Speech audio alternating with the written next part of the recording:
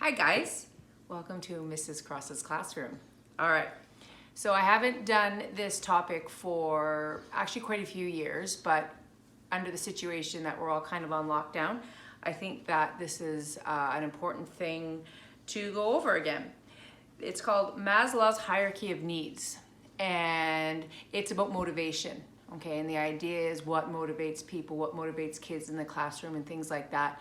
But we can now use this with what's motivating us and how we're feeling and what level we're at, because we're all kind of stuck in our houses. So Maslow believed that motivation is driven by the existence of unsatisfied needs. And that's what motivates you. And then as soon as that need has been met, it no longer motivates. All right? And each of these needs are in a hierarchy. So the base levels have to be met before someone can pursue some higher needs. All right? So if you look at my chart here with my awesome printing, okay, he believes that the first need that motivates is physiological needs. And nothing else matters until those needs are met. There's no motivation until those needs are met. Those physiological needs are air, water, food, and sleep. Okay? So I can attest that this is true, as I almost drowned at our condo and I was getting swept away in the Pacific Ocean. I can pretty much guarantee the only thing that was motivating me was getting to shore and staying alive. Okay? And actually eventually when I started to tire out, I mean, even started giving up on that, but I did make it, and I wasn't thinking about anything else. Wasn't thinking about my family, wasn't thinking about anything but getting to shore and living, all right? Air, water, food, and sleep. If you are someone who doesn't like sleeping, I have two older boys that used to have a contest who can stay up the longest, and it was days, okay? I can pretty much guarantee you they weren't functioning well at school because that need to sleep was overpowering everything else. Anorexics, if you're denying yourself food, if you've ever met an anorexic, that's all they think about. That's the only thing that motivates them. Denying themselves food, exercising so they can eat some food, things like that. They're not really worried about anything else. Once these basic needs are met, all right, then other things start to motivate, okay, and that is safety. So keep in mind that people will risk their safety to meet these needs.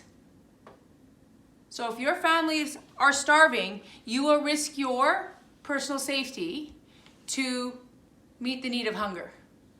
Okay? That's a poverty thing.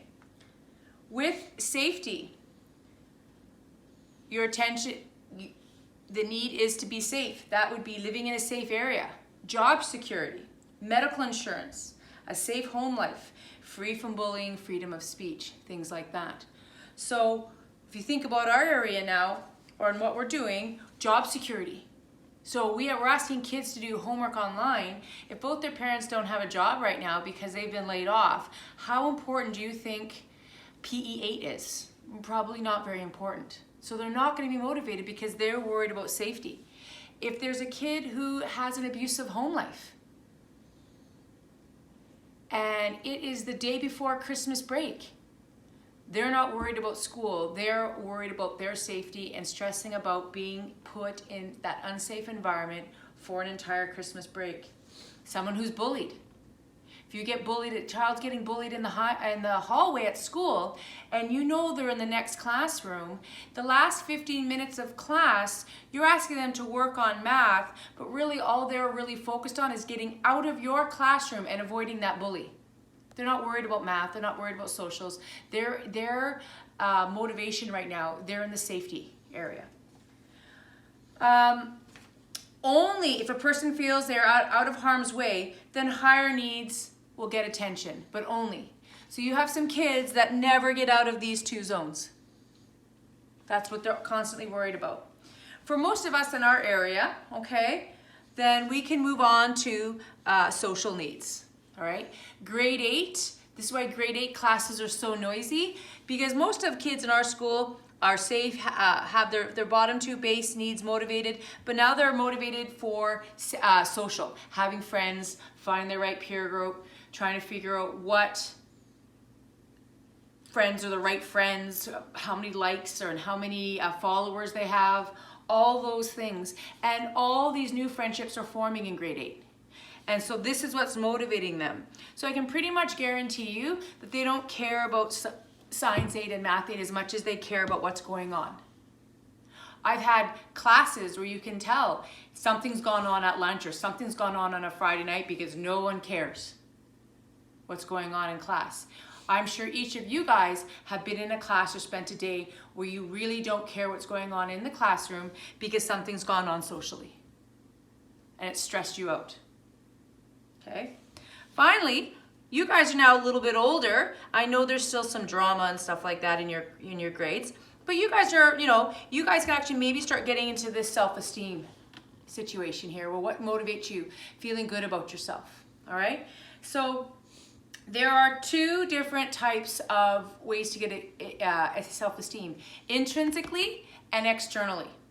So if you get motivation intrinsically, that is stuff that you can do for yourself, personal achievements, doing well in school, doing well in sports. And if you have a kid that's so motivated to do homework, that's maybe, if they're not getting any parent pressure, that's how they're getting their esteem. I feel good about myself because I did well in this class, or I feel good about myself because I can jump high, or I'm good at basketball. That's how they're getting their esteem.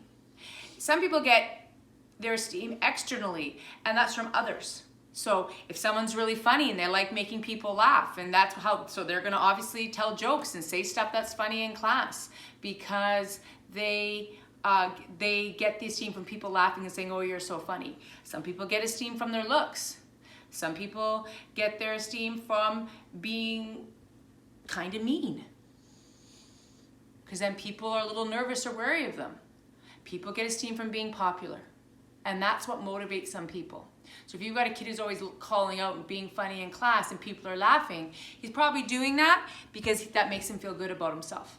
All right? Then finally we hit self-actualization, and that's like your Zen place. I think very few people get there. That's when you get to, you're thinking about truth and justice and wisdom and meaning. And I think very few people get there. Most people float around between these areas. All right? So that is the basic model for motivation. And I will post your assignment with what I want you to do with that.